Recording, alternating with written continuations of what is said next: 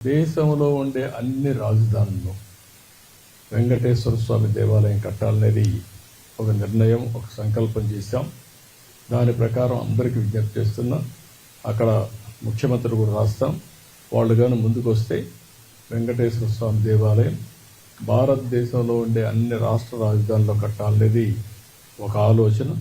ఈ ఆలోచన టీటీడీ కూడా వర్కౌట్ చేసి ముందుకు తీసుకెళ్తారు. అదే మరి విదేశాల్లో కూడా, ఒక మన దేశంలోనే కాకుండా విదేశాల్లో కూడా చాలామంది హిందువులు ఇదయ్యారు. ప్రపంచంలో ఉండే హిందువులకి ఒక ఆలోచన ఉంటుంది.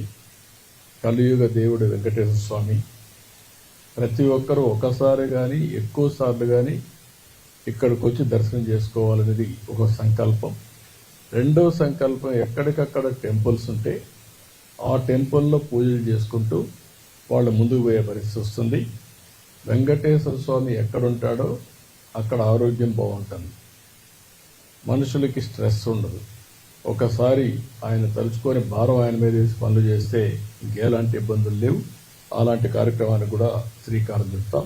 ప్రపంచం మొత్తం వెంకటేశ్వర స్వామి దేవాలయాలు కట్టడానికి హిందువులు ఎక్కడ ఎక్కువ ఉంటే అక్కడ కడతాం.